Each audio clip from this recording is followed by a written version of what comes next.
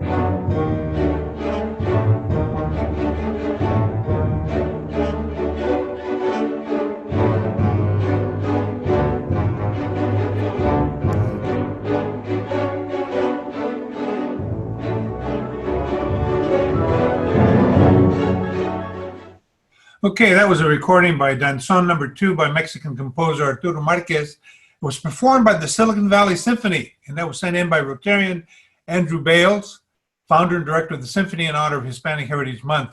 I'll tell you more about this dance that was considered scandalous at the time it came out, so I'll tell you more about that next week. So welcome, fellow Rotarians and guests, to meeting number 5,270. Elaine Curran joined us in 2005. She was born in Boston. She got a Parks and Rec degree out of Illinois State and got a master's in counseling psychology at SCU. She's retired as the CEO of the Shortino Foundation. Also, Jeff Lawson, celebrating his birthday, joined us in 1997. He was born in Grand Rapids, Michigan, raised in Fremont, got a poli-sci degree from San Jose State and a law degree from UCLA, works in environmental law with Silicon Valley Law Group. So happy birthday, guys. Sal Pizarro, are you anywhere near the microphone by now? What's going on? All right. What's going on? Hey, what's going on? I'm unmuted and ready to share, let you know what's going on. So let's get this show on the road. Let's see what we got here. Okay. So, a lot of stuff is starting to happen in October. Things are beginning to open up, including some of our cultural institutions, like the Children's Discovery Museum, which is opening up its backyard, Bill's Backyard, its outdoor space that opens to the general public on October 9th, which is this Friday. And great news for art lovers is the San Jose Museum of Art is planning on opening up at the end of this month. And you can see there their new sculpture by Pei White called Fuzzy Brushes, which is recently installed and was unveiled at their fundraiser last month. So it's a great opportunity to see that. Another new face in downtown San Jose right now, coming soon, Katrina Stevens, if you didn't read this today yet already, she's the new CEO and president of the Tech Interactive. So she's the first educator and the first woman to be to take that role following the departure of Tim Ritchie, who is now in Boston. And she's also a former English teacher. So when you get to meet her finally, and perhaps we'll get her in the club, we'll have to quiz her a bit about her time as a teacher. Next up, if you're looking to eat, the San Jose Downtown Association has started. We're in the second week of the Dine Downtown promotion, and it's actually lasting through the middle of November this time. It's normally only a couple of weeks. This time it's 6 weeks long. And about 20, a little bit more, 20 restaurants and cafes, eateries are taking part. They'll usually have specials. You can see some of the list there, and it includes the new Petsicos by Adega that's opening up on South First and San Salvador. They're going to be opening up sometime in the next month, and they'll be participating, but they're adding coffee shops for the first time that will be doing coffee and food pairings at the shops. And most of this is either for outdoor dining or to go. And you can check out the full list if you go to the Downtown Association's website right there. So movies, believe it or not, are starting to come back, but in a new, interesting way. The Three Below Theaters has this new movie series called Up on the Roof that they're going to be doing on the roof of their building, evenings starting October 8th, which is tomorrow. This is going to last for 4 weeks. They've got more than 40 movies, and it's a combination of meaningful movies like the opening night movie, John Lewis, Good Trouble, Misrepresentation, and then they've got some blockbusters like Wall-E and Star Wars The Force Awakens. It's set up with seating bubbles for 2 to 4 people. They've got food available for purchase. Everything is, you're doing hand sanitizers and masks. And if you can see there, if you use the discount code ROOF when you buy a ticket, you'll get $3 off each ticket. So you will want to check that out. Oh, and here's a little special one that I'm adding in. So normally we have our Cub Scouts from Pack 116, which we sponsor, in to sell us popcorn every fall. But of course, we can't do that right now. And they've actually also lost out on their other big event that they sell popcorn, Bark in the Park at William Street Park, which is where this photo is from. But you can still support our Cub Scout pack by purchasing popcorn at the Trails End website. Now, to make sure that it actually goes to the pack we support, you can use my son's name and his zip code, which is right there, 95112. Or if you want to copy down that code, you can order the popcorn you'd like, pay for it with a credit card, and it will be shipped to your home. Totally contact-free for us. And all this information will also be on the bulletin if you don't want to write it down right now. So, Fernando, that's what's going on. Thank you. Pizarro, Francisco Pizarro conquered the Incas in South America. Happened to be a cousin of Hernando Cortez, who conquered the Aztecs a little further north up in Mexico City. So thank you for all that information, Sal. Next, we've got Clarence Stone, 2003, joined a Rotary. He's a local boy, went to St. Mary's Elementary School, Bellarmine, San Jose State. He's the mergers and acquisitions guy at the California Equity Group and president of our Rotary Club Foundation. Clarence, tell us why we should give you some money. Yeah. Well, thank you, Fernando. I appreciate it very much. I frankly really appreciate the opportunity to speak with you all. I've got 4 minutes, so I'm going to do this quick. Bear with me. As you know, Fernando just indicated, I'm your new foundation president. Still not sure how that happened. I think former President Karen was up to it, but I can't say that for sure. As your new foundation president, our primary goal this year is going to be more transparent with you and collaborative. We're going to do a much better job at sharing with you where your hard-earned money goes and how it's deployed in the community. First graph, please. Hey, John, if you could get the it should be up there now. Bar graph is what I was looking for. It's actually at the end. There you go. Yeah, thank you. Mm-hmm.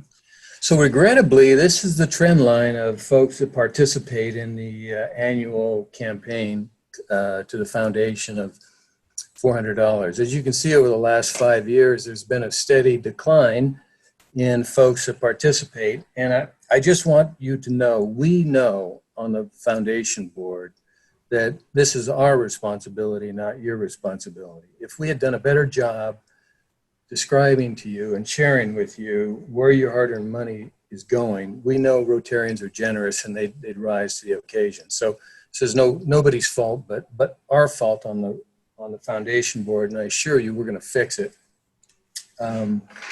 Just if I may briefly, quickly, let me tell you where your $400 goes. The 100 of the 400 goes to the Paul Harris Foundation, most of which goes to Rotary. Obviously, a very deserving, polio. Obviously, a very deserving amount of funds to go to a very deserving program. Another 100 goes to the permanent endowment in our club. And the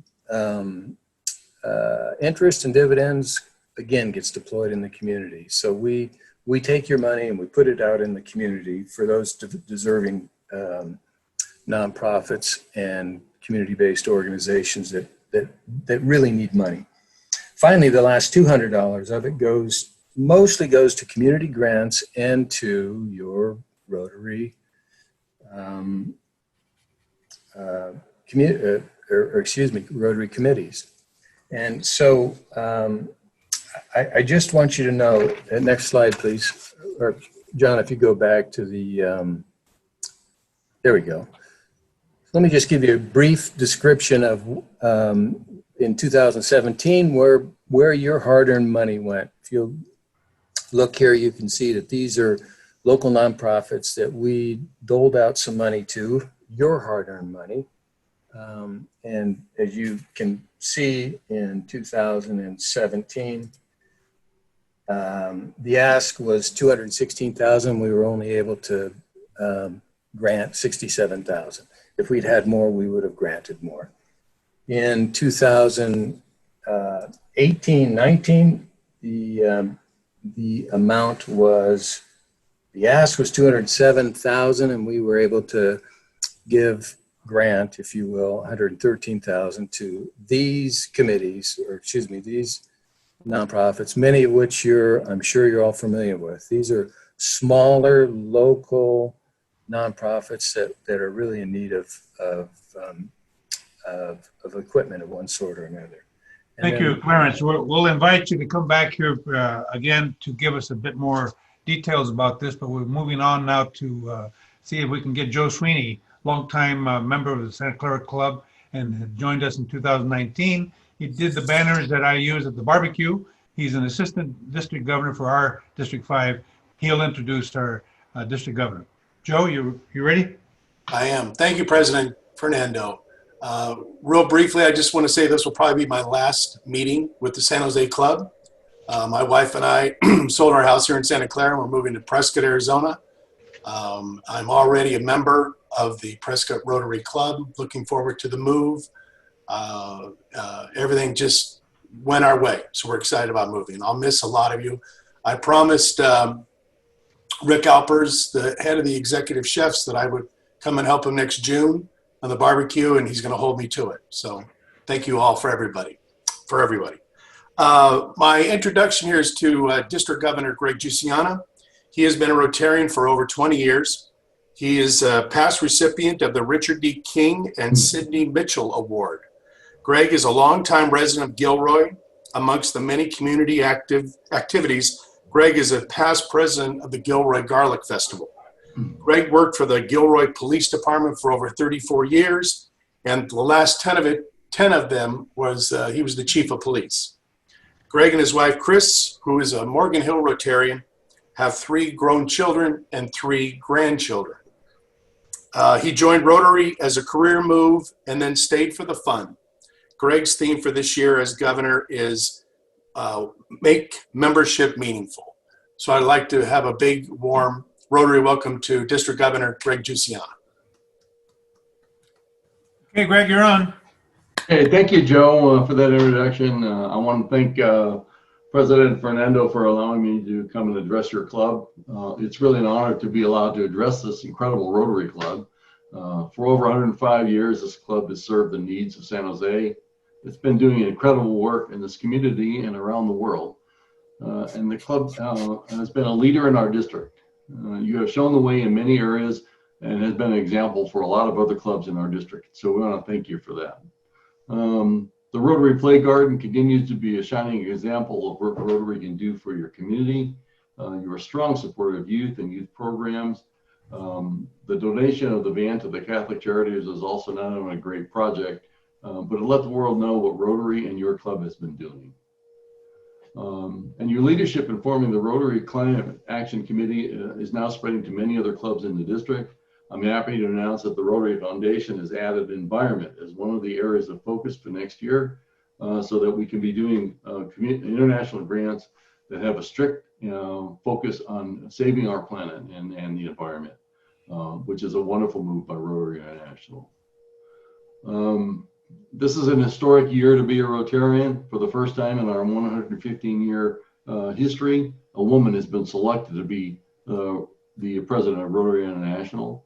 In 2022, Jennifer Jones from the Ontario Club will be sworn in as the president. She's an outstanding Rotarian and will be a real great leader for our organization. Also this year, our efforts to end polio has reached another milestone. Africa has now been declared polio free. That leaves only 2 countries left in the world that have polio in wild form, Afghanistan and Pakistan. And we're going in there, we're going to finish that job. And once that's done, Rotary or polio will be gone forever. The pandemic has really caused a lot of disruption throughout our district. The clubs have been having to contend with virtual meetings. They've had to deal with loss of fundraising opportunities, and they've been having difficulty doing community project. The biggest loss to me, as far as I'm concerned, is the lack of fellowship caused by not having in-person meetings. Clubs like yours has done have adjusted in many ways to all these changes. They've been innovative in making Zoom meetings fun, doing fellowship online, and continuing to do project in a safe manner. It may be slowing us down a bit, but I don't think that the pandemic is going to stop the great work of Rotary, because I truly believe that now more than ever, the world really needs Rotary. So today I just wanted to say thank you to this club for being so engaged in the community and for all that you're doing for so many organizations. You're an important part of our district, and we value the partnership that has developed amongst the clubs in your area and the district. So thank you all for being Rotarians and for all that you do. And thank you. Thanks, Greg, for all the time that you have spent and dedicated to Rotary, and all the time that you're dedicating to going out and meeting with every club in our district. That's pretty daunting stuff. So thank you very much. Now we have some spillover from last week's contributions of fine opportunities. We've got Tom Bondi. He joined us in 2008. He's another San Jose boy. He went to San Jose High School, my alma mater, and he went to SCU got his business degree. He's a CPA with Armanino. He's our immediate past club treasurer. Tom, this is your fine opportunity. Tell us your good news. And how many bell rings would that be? All right, so thank you, Mr. President. Yeah, I want to use this time to ring the bell twice. First time is for Adolfo Gomez, our newest member of Rotary, one of our newest members of Rotary, proprietor of Mezcal Restaurant, a dear friend here in downtown San Jose. Many of you know him. He'll have the opportunity, there'll be another opportunity when we highlight him as a new member, as we typically do. So the first bell and ring for Adolfo, welcome to Rotary. And secondly, I want to ring the bell for his restaurant, Mezcal Restaurant, and encourage Rotarians to patronize Mezcal during these very trying times. His restaurant is here on San Fernando between First and Market.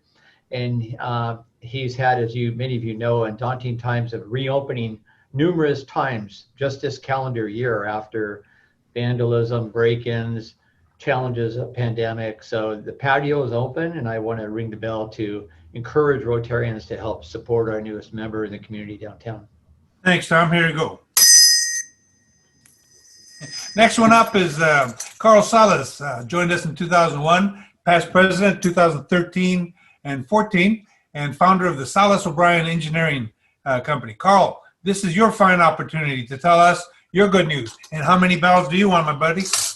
Well, I don't have any good news, but I'm still glowing from that grab and go. And I just wanted to ring two times just to thank Bert for coming up with the idea and, of course, pulling through with it. And the executive chefs for pulling that off. It was a tremendous effort. And it was the first time I've seen so many Rotarians in 3 dimensions. What has it been, 6 months? And it's just a pleasure. All I'm seeing, Fernando, is you doing this.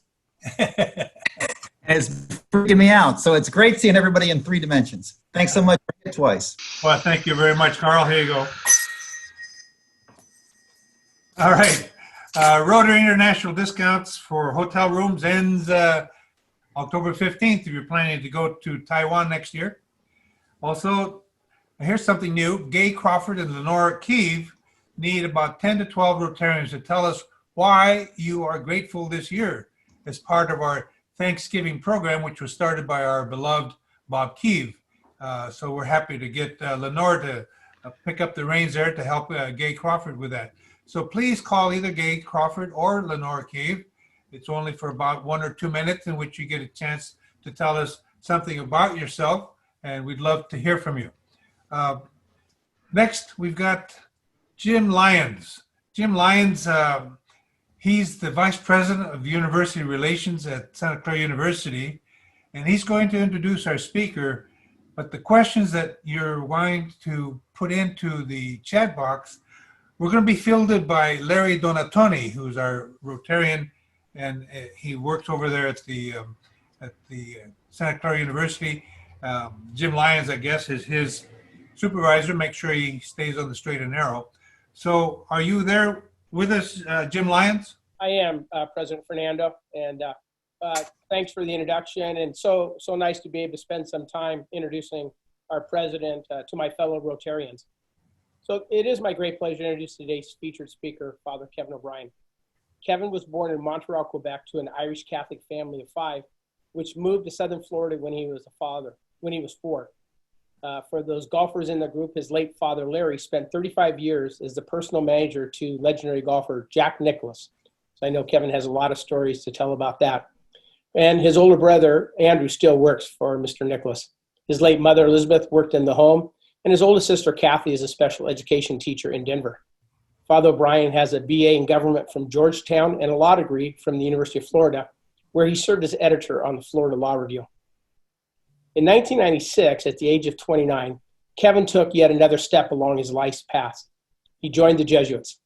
During the next decade, he earned a master's degree in philosophy from Fordham University, a master's of divinity, and a licentiate in sacred theology from the Weston Jesuit School of Theology, which is now located at Boston College. Yet during this time, it was the pastoral work to which he was assigned that seemed to be shaping his theological foundations.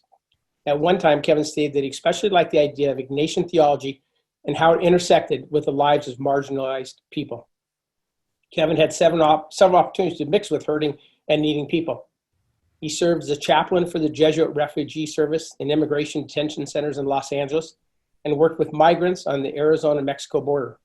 He spent time caring for patients in a leprosy hospital in Northeast India and worked in Bolivia, Mexico, and Guatemala. For 8 years, he served at Georgetown University, including 5 years as vice president for mission and ministry.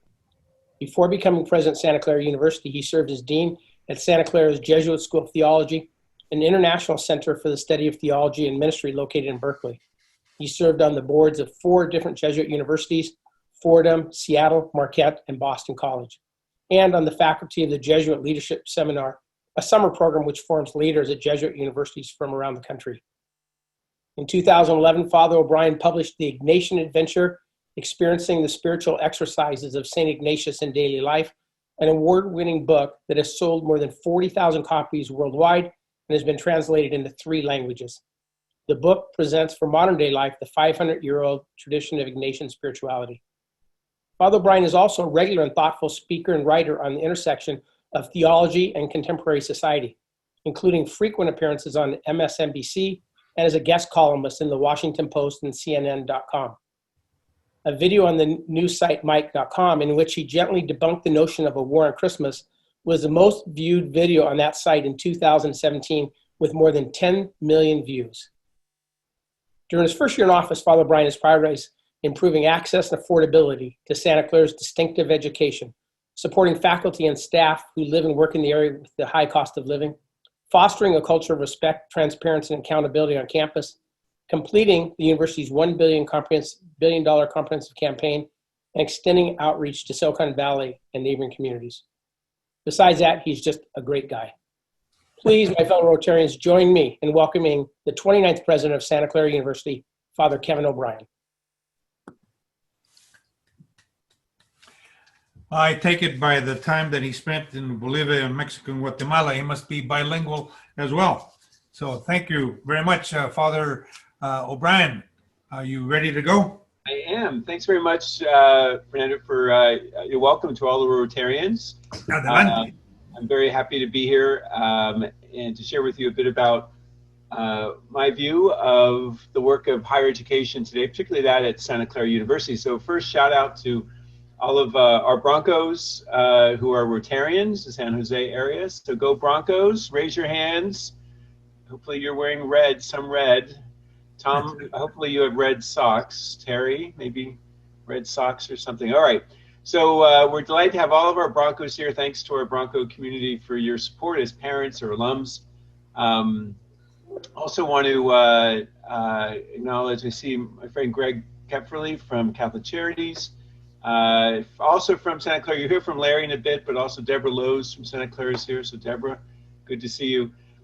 Good to see so many people. I'm sorry we can't be in person. We'd love to meet you. I've only been in the South Bay for just over a year. It was about almost a year ago to the day that I was inaugurated as president of Santa Clara. And I can tell you it's been a really interesting year, which I'll share with you. Before I do want to acknowledge and thank Rotary for all the good work they do locally and globally. I had a great conversation with Peter Pabst, my fellow Jesuit, who is on this call. Peter, now associated with Cristo Rey San Jose, of course. Peter was telling me about the good work you've done locally, some of which I just heard about. But you know, as close as the Play Garden here near the Santa Clara University campus to all the work Rotary does trying to combat polio around the world, which in an age of pandemic, we see how the fight against disease or virus is really a justice issue. It's an economic issue. It's a human rights issue. So, so thanks to Rotary for your good work there. I'm going to spend 15 minutes. I'm going to just try to tell you what it's like to be a college president today. You know, you may have heard from Mary Papazian from San Jose State, perhaps, or my colleague Mark up the road at Stanford, not sure, but I can tell you a little bit about what it's like to be a college president today. And, you know, I took this role as a Jesuit priest and an academic and as a writer because I wanted to serve. And I think like your call to service in Rotary, you know, we don't necessarily dictate the terms of our service. You know, that's, I guess, more of a career and less of a vocation. If we're truly service or servant leadership inspired, sometimes the times or the moment choose us rather than the other way around. Or I would say, from my own perspective, that sometimes God invites us to labor that may be unexpected, but is very good and very worthwhile. And so my first year as president is sort of bifurcated. The first 6 months were typical president stuff, you know. The honeymoon period, we're getting to meet people, getting to meet students. That's the best thing about being a college president, is that you're surrounded by, in our case, about 9,000 students in our 3 undergraduate schools and our 3 graduate schools. Really just great people to be around, being around our faculty who are sort of on the fronting edge of all sorts of ideas, whether in the humanities or engineering or business or law, what have you. And then around committed staff who keep this place running day to day. And you know, and we, of course, face our challenges with affordability and access in the Bay Area. That was my #1 priority coming into this role of service, and will continue to be. That we try to make a Santa Clara education more accessible and more affordable for any student qualified to come here, and make this a more affordable place for our faculty and staff to live. Talk a little bit more about that in a second. And then my last 6 months have been spent in the world of pandemic. And on March 9th, as quaint as this seems and controversial back then, on March 9th, I wrote a letter to the community telling them that we were, because of the growing number of cases, that we would be leaving campus for a month, and I would see you after Easter.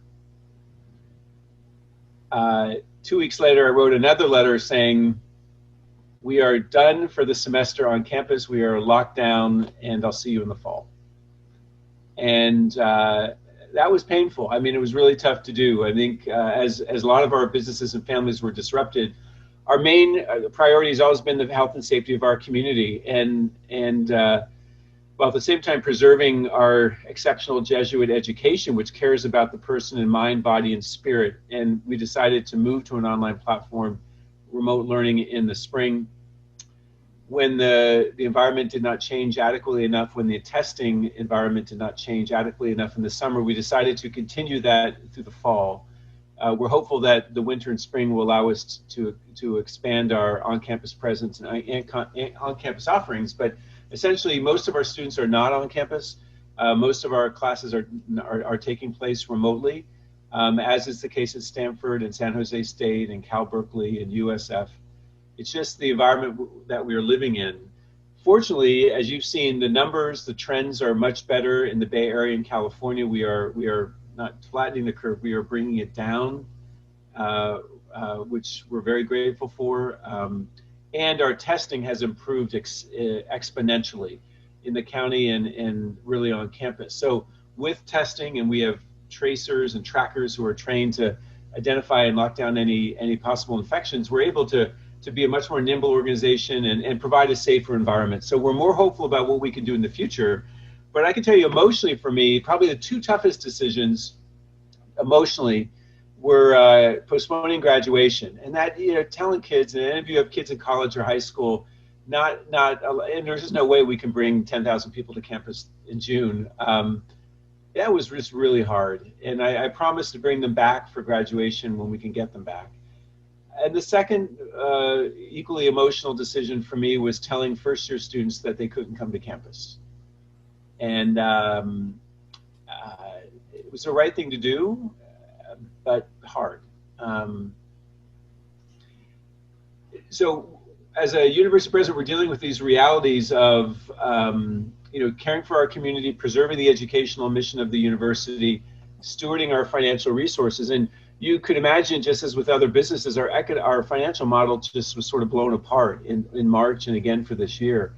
And that comes from a few things. One, we rely a lot on our income on residence halls. So those of you who have paid for your children's tuition, residence, you're paying for room and board, we lost most of that income. And that certainly hurts the bottom line. We also made the decision because we think it's the right, we knew it was the right decision, that we were not going to raise tuition in the fall.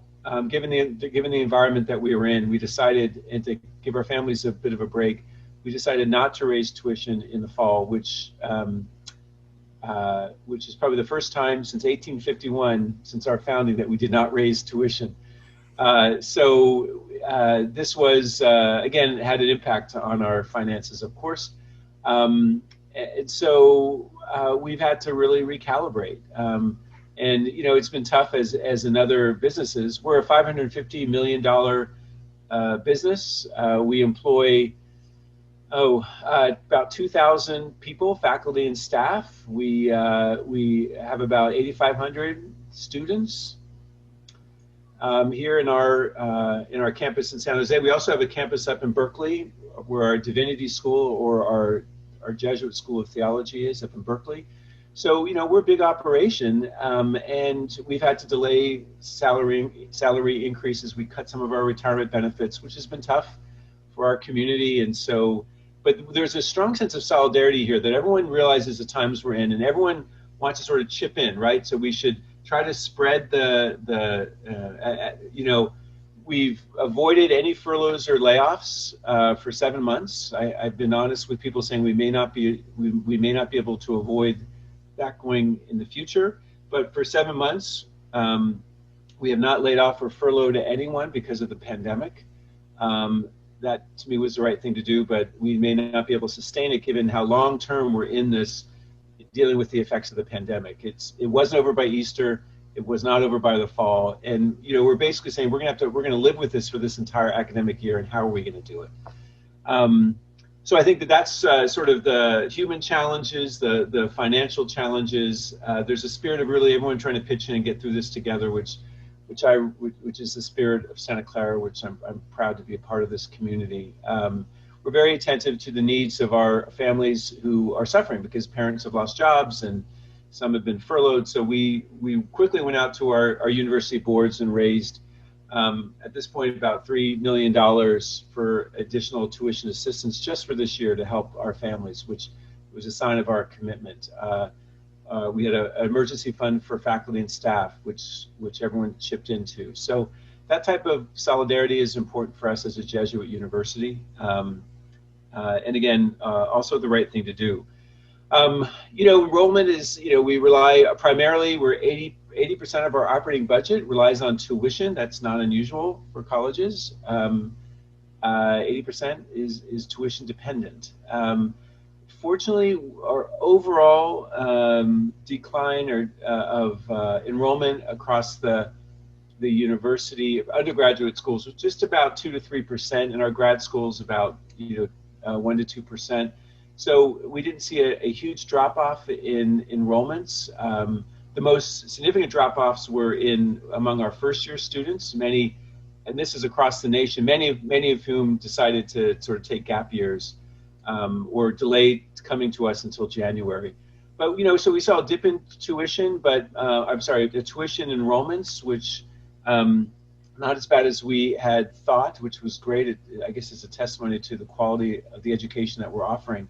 But to do that, what we did, and I want to talk about what we're learning.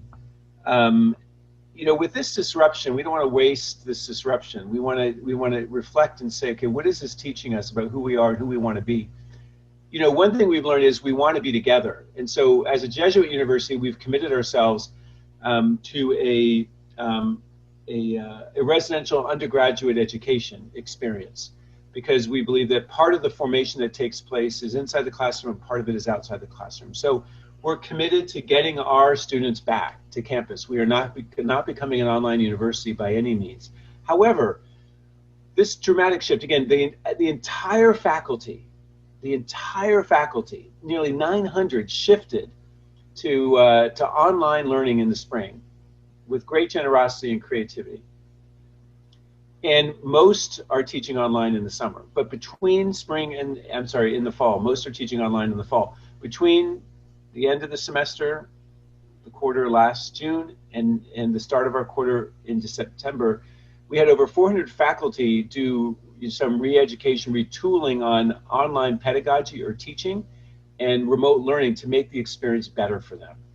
So it really, caused us to step up our game as educators. And so one hopeful sign I have is that we're going to be better teachers, even when we come back to campus. That is, our faculty might be teaching in more creative ways.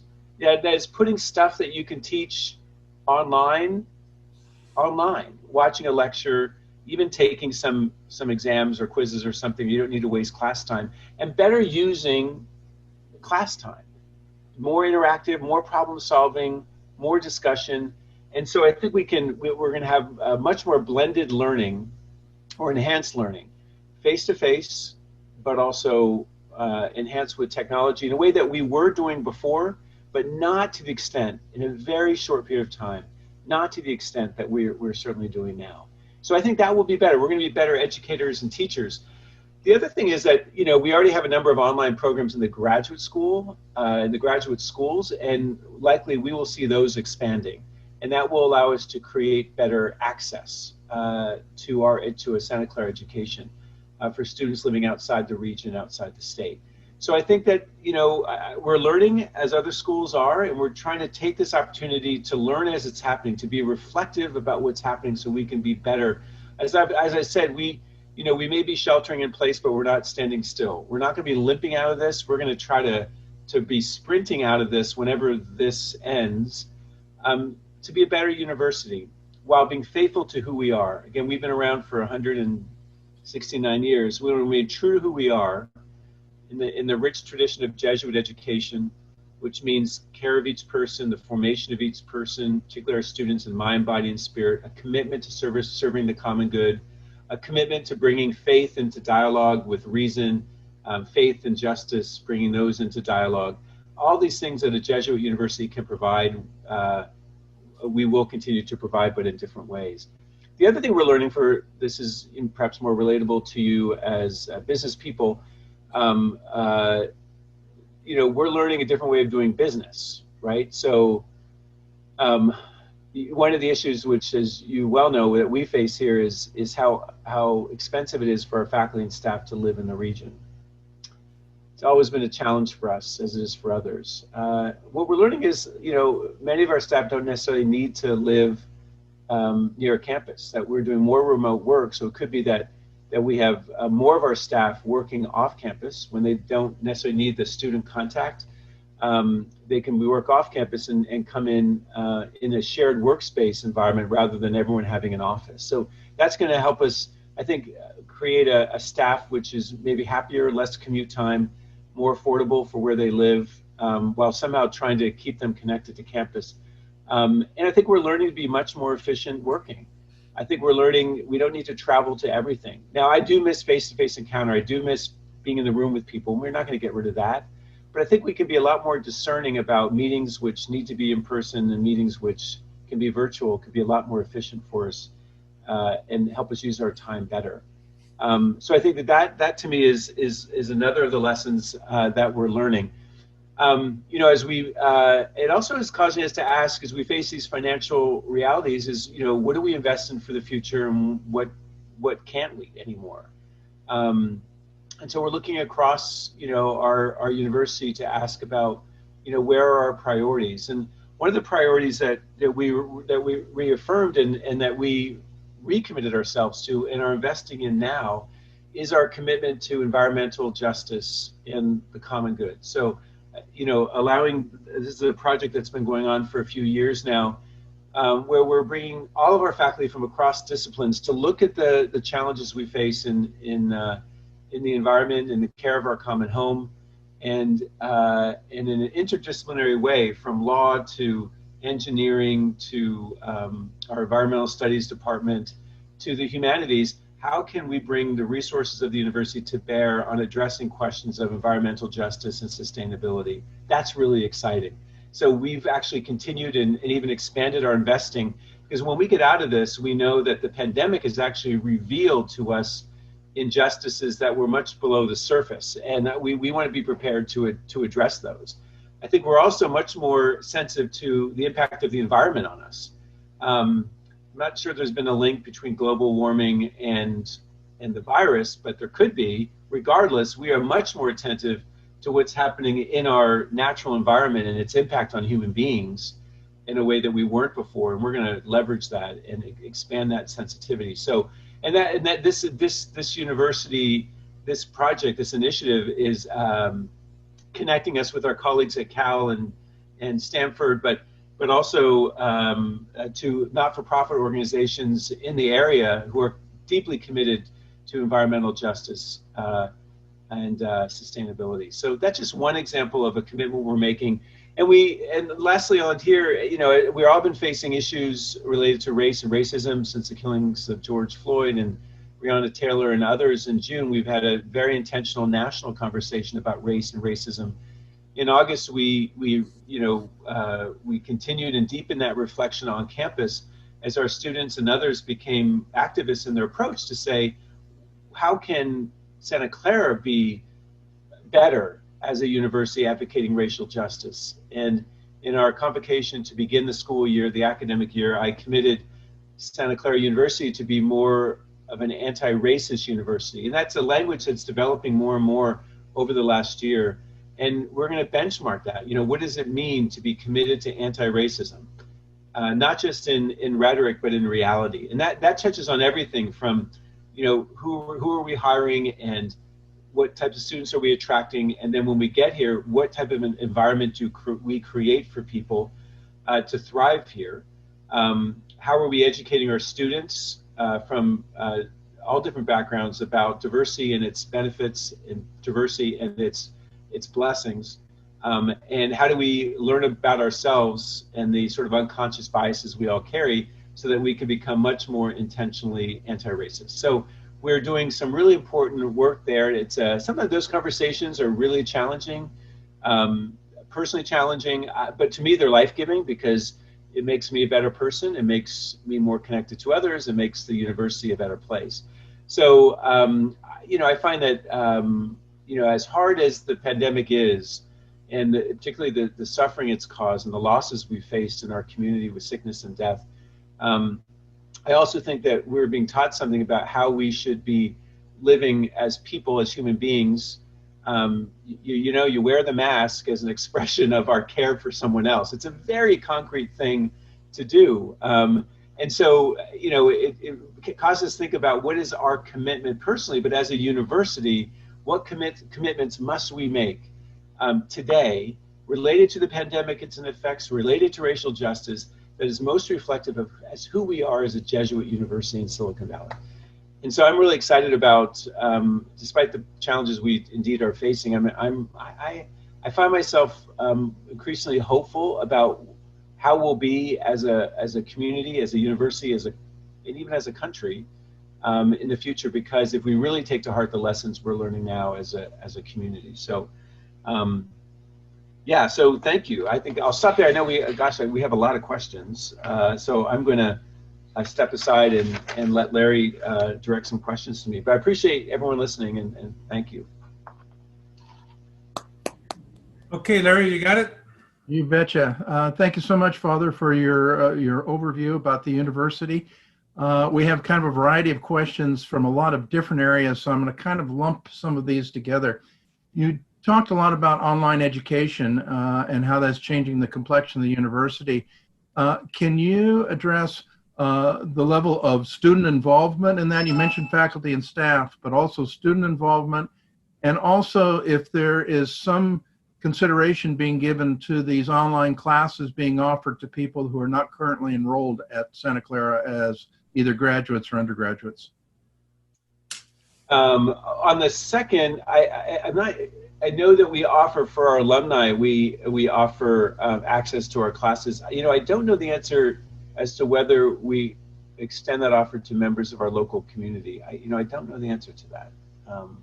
Larry, you might be able to find out and report back. As to our students, so we got really great. So we surveyed our students at the beginning and the end of the last quarter when we were online. We got some really great data from them about what works, what doesn't, and we're better educators. Every university is educating better now. Listen, at most universities, there are a few universities in which literally everyone's back in class. That's just not possible because of the limitations on gathering. So what's happening at many universities, and which we'll probably see at Santa Clara, is, you know, you might have students living in the dorms, but 2/3, 3/4 of their classes may still be online. And our students are perfectly fine with that because they want the social interaction, they want the extracurricular engagement that they might get, even if they're taking courses online. What we're finding is there's some courses that our students really like taking online.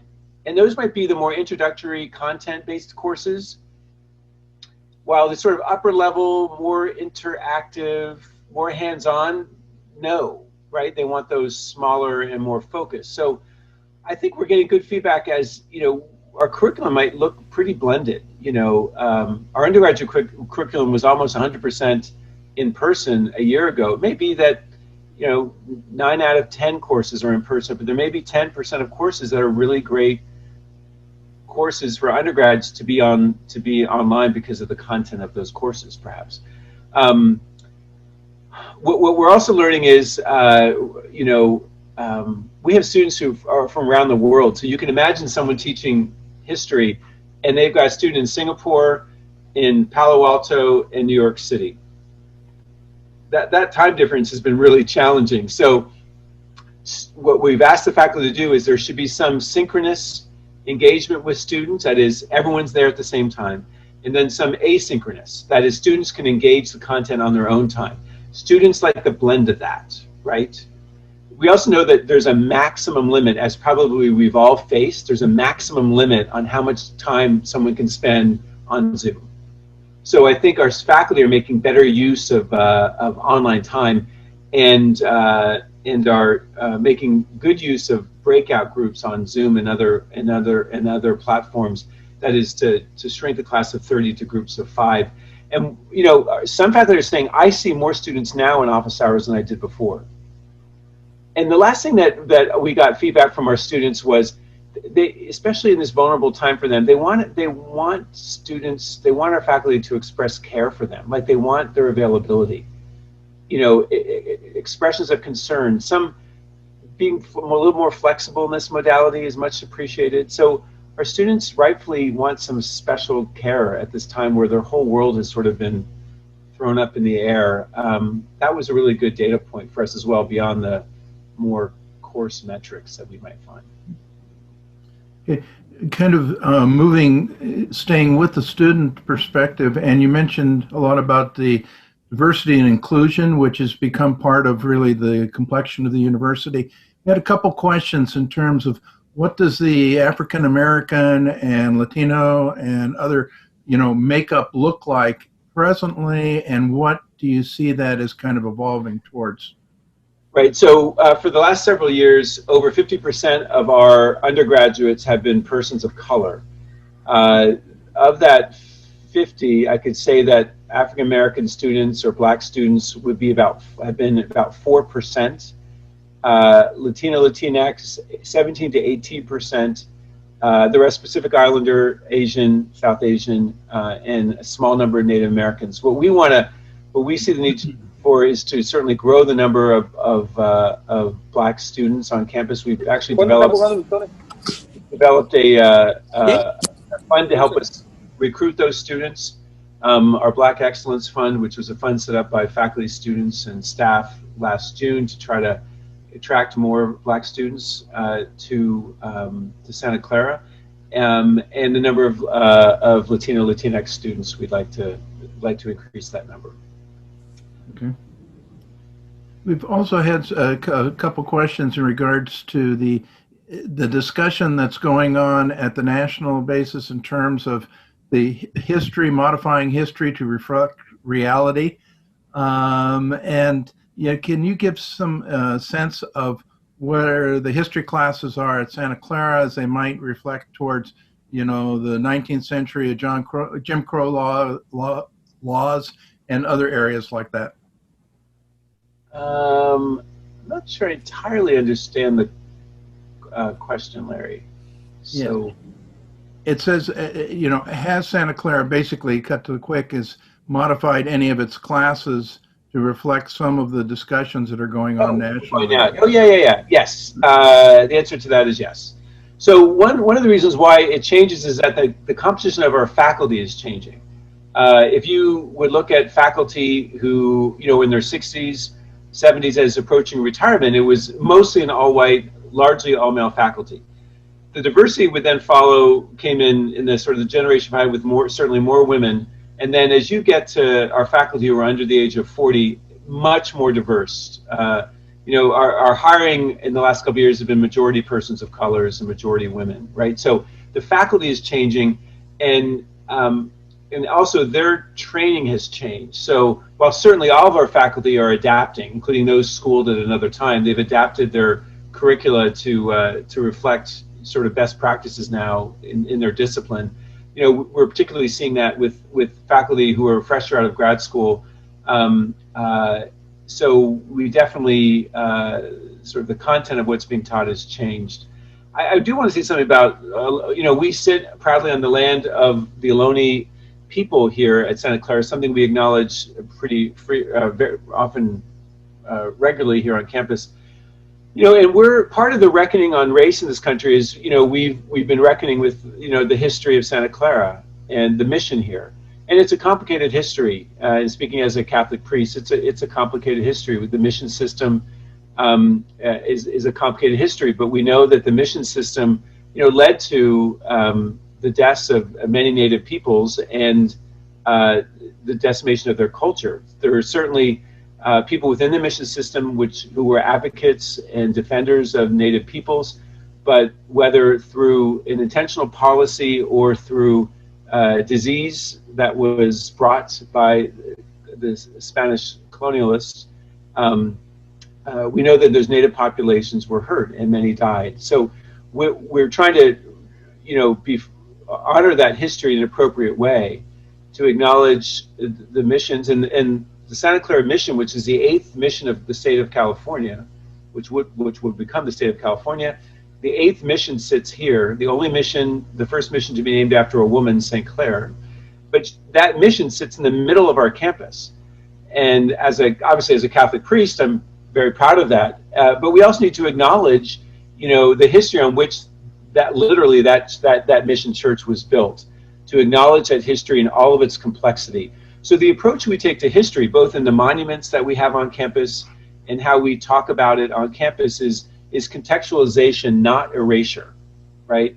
So we have actually, and you're most welcome to visit when it's open again. We have a wonderful museum right in the middle of campus, and the museum has a wonderful historical display of this history of the Ohlone people, which in an appropriate way says this is the history, and we don't erase the missions, we don't erase the monument or a statue, but we say, well, this is what this honor means in the context of a larger history, often which was not told.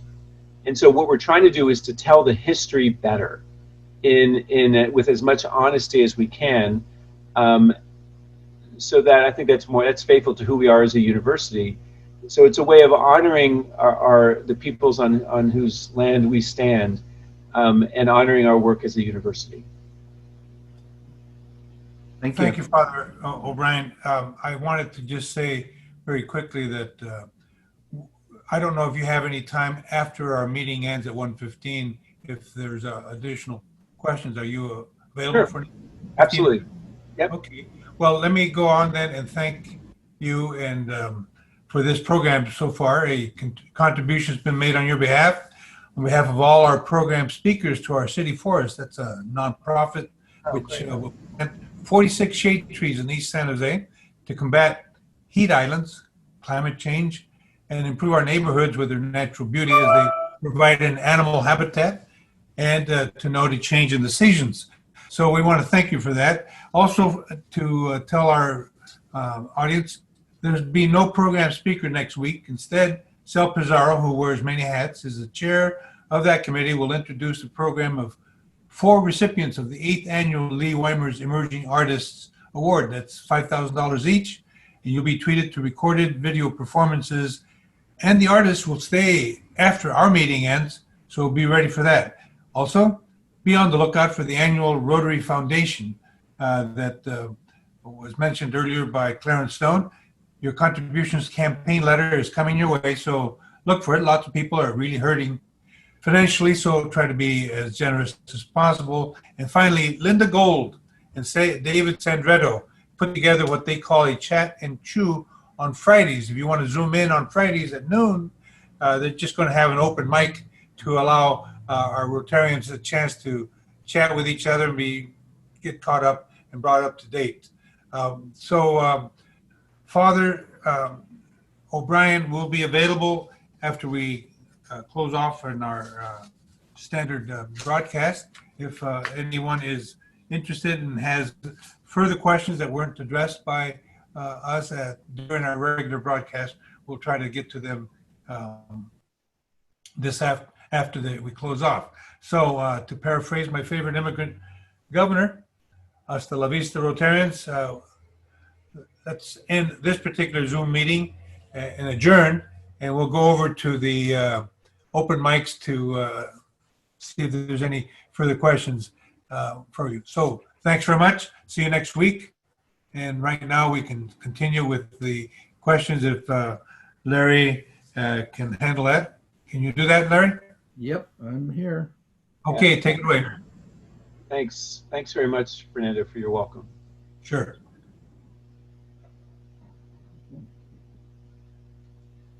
Larry, you got more?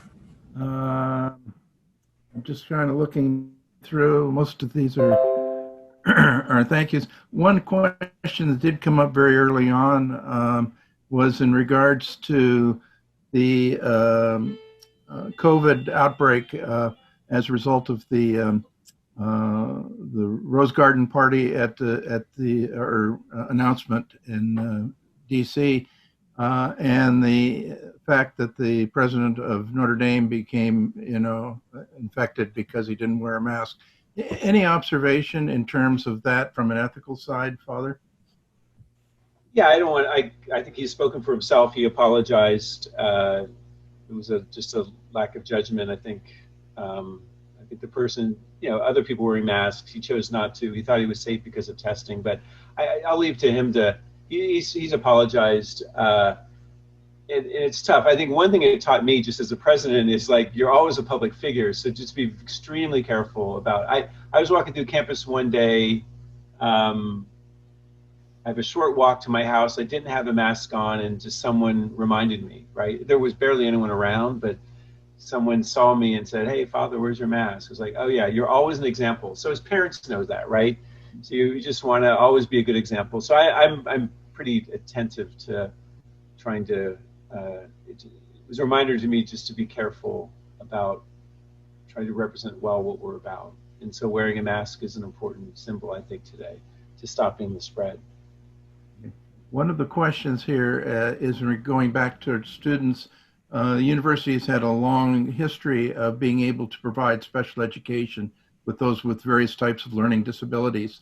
In light of the environment that we're in with Zoom education and so forth, how have we been able to address that going forward for those with ADHD and other sorts of yeah, so our Office of Accessible Education is actually on that. There's lots of software and platforms that allow us to accommodate students who have learning differences. So I was amazed actually at the different platforms that are available for our students, because we were very attentive to those students. Secondly, we were attentive to students who may not have good internet access or even quiet space at home. So we've allowed those students to live on campus if they need to. So it's really a justice question for us on both accounts. Someone asked, Chris had asked whether an online degree will have less impact than an in-person degree. The data shows that it all depends on the course. There's some courses which are really lend themselves well to online platforms. And again, as I said before, that sort of the content delivery courses, it's your intro calculus course, it's your intro psych course, right? Those courses where it's really about content delivery and not about sort of forming them in a discipline or teaching them a skill, which is usually the next class. So we find that actually some classes are better taught online because students can actually spend more time with that content sort of assimilation. They can take it at any time, not just at class time. It gives more flexibility to work, for instance. But the in-person, the skills, the relationship building, the skills development, the formation as the scholar and thinker need more personal interaction. So the technology can actually liberate us to actually do, and they're funner. I mean, as a teacher, the funner classes are those which are a little bit more deeper and intense and smaller, and the intro courses are interesting, but they can be so big that it's less meaningful. So it's actually freeing our faculty to think about different ways of teaching. Along the same lines, in general, do you see that whether online degrees are going to have less or more impact on the type of educations provided, and particularly on the students that are taking those? Yeah, I think my prior answer was responding to that question. And again, the online, what I was speaking about was undergrads. You will find at Santa Clara 5 or 6 online degrees, and more. Stanford has them and Cal has them. The graduate degrees are you have more adult learners, more experienced. It's less about social interaction, more about learning a skill or a profession. And they're more mature learners, so they can deal with the challenges of an online presence more than young people who might need some more discipline and in study skills or habits. And frankly, with graduate school, most of these students in graduate programs are going part-time. So it gives them greater flexibility, therefore access, when they have families or work. Someone asked about, the 4th grade mission projects about the glorification of the civilization of Native Americans. That's exactly the issue that's being addressed, certainly on our campus. When you look at our monuments and markers and our exhibits, I think there's a way, again, of acknowledging the history, but contextualizing it, as I said before, and to acknowledge the decimation of Native populations that occurred in our history as well.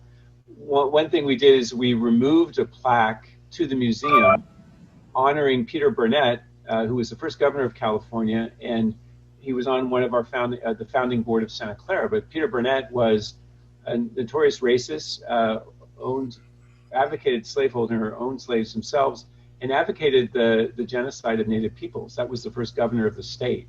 We removed the plaque from its location, which was public, sort of outside in the Mission Church, and that plaque had been there for probably 100 years, and we actually put it into the museum. So we didn't erase that history, but we put it in the museum so that we can acknowledge, yeah, Peter Burnett was the first governor, but this is the history that he took part in. So that was just one example of the complexity of noting history. Someone asked about housing. So yeah, housing is complicated. The county limits us on the number of students we can have in a residence hall. So at this point, we could probably get up to 50% or so. That might change. But even when you get there, you got to think about numbers of people. We have a 10-story freshman residence hall. The limit on elevator capacity has made that extremely difficult to house students in. Dining, thank God we're in California, so we're going to have folks dining in tents outside, which is a little bit easier, of course, to do. And so we are attentive to folks who are housing insecure, those who might be homeless themselves, or whose home situation does not lend to learning. We've allowed them to live in residence. We have about just under 200 students living in residence now, a very small number, but all have been granted exceptions to live on campus.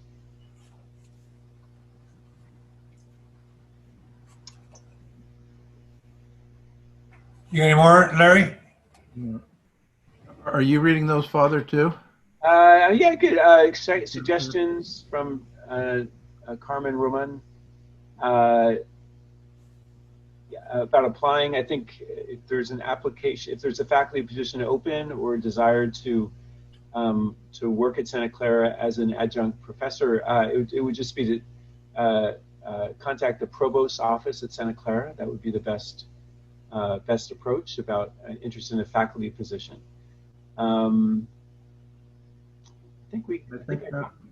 Yeah. And by the way, if you want to just orally ask a question, that's fine too. If anyone wants to chime in, or you might have your own feedback to what I've said, or counter argument. You're most welcome just to voice that aloud if you wish. Can you take one question just about the Pope Francis, when he first came in to office, was really shaking things up with the hierarchy within the church, and an attempt to get the church to focus back more on mission. And there was a lot of that. It was in the news. There was a lot of discussion. Your predecessor came and addressed the Rotary Club and was concerned at that point that for his well-being, for his life. Can you talk a little bit about the ongoing things that are happening under Pope Francis's direction? Yeah, I think he's a reformer by heart, and it's the reform is partly institutional, changing structures in the church, and also he's a spiritual reformer. I think he realizes that the path to transformation comes first with the person and a spiritual conversion. So as a Jesuit, he uses that type of language.